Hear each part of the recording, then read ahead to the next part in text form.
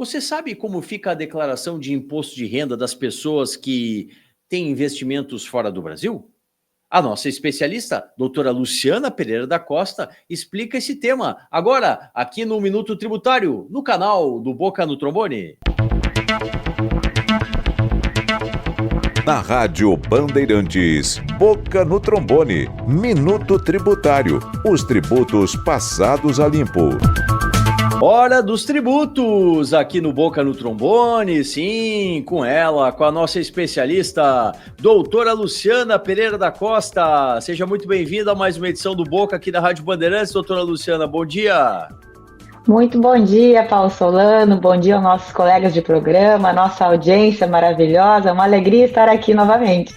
A alegria é nossa de tê-la aí dentro do nosso time de especialistas aqui do Boca no Trombone, sempre trazendo os detalhes aí dos temas do direito tributário.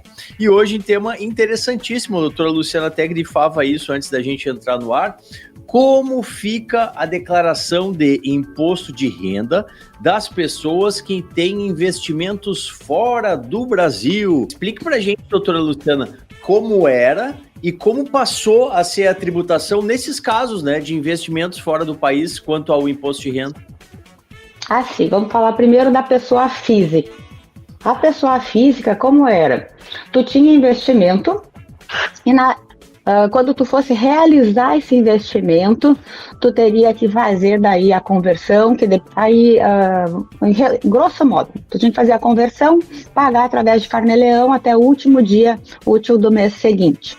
Só que fazer a conversão, contabilizar isso, era mais complicado, tinha bastante regras esparsas. Como ficou agora para a pessoa física? A pessoa física, de certa forma, teve, vamos dizer assim, uma simplificação.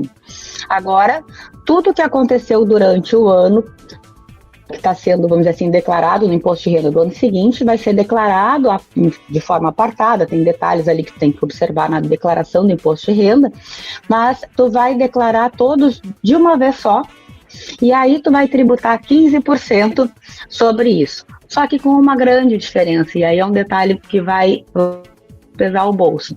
Vai tributar também a variação cambial. Antes a gente tributava só o ganho efetivo, desconsiderando a diferença cambial. Agora a gente vai tributar a variação.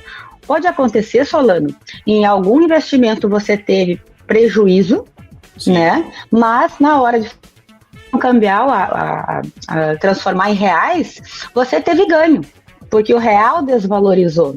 E aí, nisso, você vai ter, sim, imposto a pagar 15% sobre isso. A pessoa jurídica, quem quer fazer o investimento via empresa, também tem mudanças, também tem alterações? Tem mudança, sim. Quando a gente está falando de pessoa jurídica, quando vai falar de offshore, né? Offshore é um termo, vamos dizer assim, genérico, constituídas fora das nossas fronteiras. Mas a lei vai especificar com entidades controladas. Essas entidades controladas, o nome já começa a ampliar, em vez de só empresa, é entidade. Por quê? Porque até situações de fundos de investimento, aqui no nosso país não temos, mas em outros países tem situações de personalidade jurídica. Até essas vão estar enquadradas na legislação. E controladas quer dizer o quê? Que essa não é, vamos dizer assim, um fundo aberto, que não é, vamos dizer assim, tu tem alguma espécie de controle, ela está num país com alguma regulamentação fiscal favorecida, paraísos fiscais. Cumprindo esses requisitos, estas empresas nessas localidades, aí a tributação vai ser automática. O que mudou? Antes, a gente tinha, vamos dizer assim, os investimentos fora, podia ter constituído uma estrutura de empresas e só ia tributar no Brasil o imposto de renda realizasse os investimentos, ou seja, eu vendi ou encerrei as atividades, esse dinheiro efetivamente entrou, vamos dizer assim, para mim, e aí eu vou tributar o ganho de capital sobre isso. Agora não, agora durante o ano, independente de eu ter realizado, de ter recebido qualquer coisa, o fato de ter a empresa estabilidade para isso, e eu vou tributar 15% desses lucros por ano, independente de eu ter recebido. O que foi favorável nesse aspecto, teve uma regrinha ali de compensação. Então, se eu tive prejuízo, não vou tributar, por óbvio, e eu ainda posso carregar esse prejuízo para os anos seguintes. Então tem essa regrinha de compensação aí, mas o que todo mundo falou bastante é o fato dessa mudança substancial. Eu nem recebi os dividendos, os lucros, e já estou pagando imposto de renda. Na pessoa jurídica, essa é a mudança substancial. Perfeito. E, doutora, há casos, nessa nova lei, né, há casos de isenção de imposto de renda nessa questão de investimentos fora do país? Sim, eu tenho um exemplo aqui que talvez deixe bem claro como fica essa situação.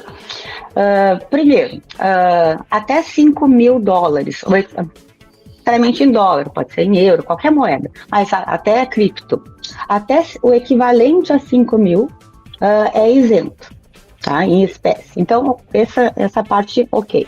Depois esse valor passa a tributar todo o valor, inclusive a variação cambial. Então, temos essa diferença. A outra que é interessante, eu tenho uma conta remunerada, voltando ali no assunto, está muito facilitado abrir, onde assim conta nos Estados Unidos, por exemplo. Essa conta, se ela tiver qualquer espécie de remuneração, aí ela é considerada uma aplicação financeira e ela vai ser tributada não só a variação da remuneração da conta, mas também a variação cambial. E aí vamos trazer um exemplo só para a gente deixar isso mais claro, não tão abstrato. Por exemplo, tem o João e tem a Maria. Ambos colocaram ali $10.000 em dezembro, botaram dezembro de 23. O dólar é R$5, então o saldo em reais seria 50 mil. 10 mil vezes 5, 50 mil. Perfeito. Vamos dizer que João tem a conta remunerada a 0,5% ao ano. Então ele ganhou no ano $50. Então ele tinha um saldo de 10.050, vezes a cotação neste ano, agora 2024, 5,50, teve uma valorização cambial. E aí o saldo da conta do João era 55.275. O saldo da conta da Maria, que não era remunerado, ficou nos 55 mil, por causa da variação cambial. 5,50, dezembro de 24, vezes 10, 55 mil. Sim.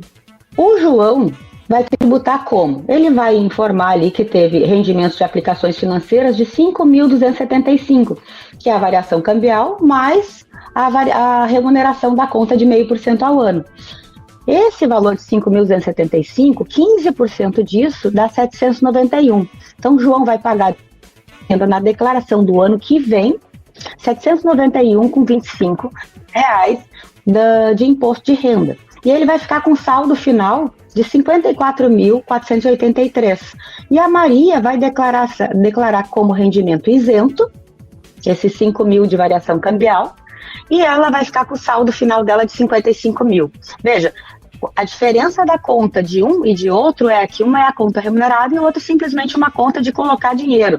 Não tem qualquer espécie de remuneração. Então, nesse caso, a lei prevê que não vai tributar a variação cambial. Então, é interessante para quem está nos ouvindo prestar atenção se o tipo de remuneração que a conta oferece, ele é tão vantajoso que supere o imposto a pagar ali na frente no ano que vem, sob pena de você ficar como o João, mais pobre que a Maria, né, por causa da escolha do tipo de conta com remuneração, que a remuneração era pífia, né, a remuneração praticamente irrisória. Nada como especialista mesmo para deslindar todo esse caso aí, bem ilustrado pela doutora Luciana. E doutora, para a gente fechar então esse tema, casos de empréstimos entre pessoas e as diferentes consequências, doutora. Sim, tem bastante diferença. Eu gosto de exemplos para esses casos, que acho que fica mais fácil de a gente, né, visualizar assim, a ideia. Situação 1. O Gerson, residente no Brasil, isso é importante. Então, essa lei vai tributar os residentes no Brasil que têm investimentos fora. Então, começa com o Gerson, que é residente no Brasil. Ele empresta para a Ana e ela também é residente no Brasil. Só que eles fazem uma operação que a Ana e o Gerson têm contas no exterior e um empresta para o outro através dessas contas no exterior. Neste caso, não é uma situação que aplica essa lei, a 14754, porque a gente está falando falando de 2 pessoas residentes no nosso país. Não é uma operação de investimento no exterior em que pese as contas serem lá. Então, segue aqui a regra antiga, vamos chamar assim, a regra que já existia, que é a tributação progressiva entre 15% e 22%, carnê-leão, né, sobre o que der ali de rendimento. Então, segue a regra antiga aqui. Situação 2. O Gerson, ele é residente no Brasil, ele empresta para a Ana, mas a Ana está morando no exterior, né? Aí ela vai aplicar, sim, a Lei 754, a 14754. Se considera aqui uma operação de mútuo, né? Que a lei vai ter ali algum juro, alguma coisa, a variação cambial, vamos dizer, vai ser considerada, e a gente tem aqui uma situação de pessoas em países diferentes. Mas vamos supor aqui que Gerson empreste não para a Ana, para uma offshore dele lá fora. E aí já entrando um pouco num assunto diferente. Se ele empresta para uma offshore, ele tem duas formas de emprestar. Ele pode fazer uma contribuição direta, um investimento direto, ou ele pode fazer via empréstimo. A diferença vai ser para o Gerson depois na hora de fazer a declaração do imposto de renda dele. Para a offshore não vai fazer muita diferença, vai ser a mesma contabilização praticamente. Mas para o Gerson, se ele fizer o imposto direto, aí ele vai tributar, vamos dizer assim, quando ele realizar esse capital, ele tributa progressivamente e ele não pode compensar com outras perdas que ele tem que tributar isso separado e vai tributar sobre toda a variação cambial. Termina ficando mais caro. Se ele colocar via empréstimo o dinheiro na offshore, na empresa dele, a empresa controlada, vamos chamar assim, nessa estrutura, aí a lei entende que é uma aplicação financeira, aí aplica essa lei, a 14754, e ele vai ter o pagamento do imposto só no outro ano, quando for fazer a declaração de imposto de renda, e ele vai poder abater de outras perdas, de outras aplicações financeiras, até de outros países que ele tenha, daqui a pouco ele tem uma estrutura mais complexa, outros investimentos de ações e coisas, ele pode compensar. Então, a diferença vai ser para o Gerson da forma como ele manda o dinheiro lá para fora. Perfeito, muito bom. Bem ilustrado, bem esclarecido. Doutora Luciana Pereira da Costa, no tema de hoje, a declaração de imposto de renda das pessoas que têm investimentos fora do Brasil. Doutora Luciana, muito obrigado e já quero deixar o parabéns aqui, né, a senhora que foi a nossa anfitriã e na 3ª edição do Conexões Jurídicas, evento que a senhora está à frente, né? Parabéns pelo evento. Nas próximas semanas, aqui no Boca no Trombone da Rádio e também na TV, vamos trazer um material que produzimos por lá, na evento que aconteceu no último dia 19, na última terça-feira. Muito obrigado e até a próxima.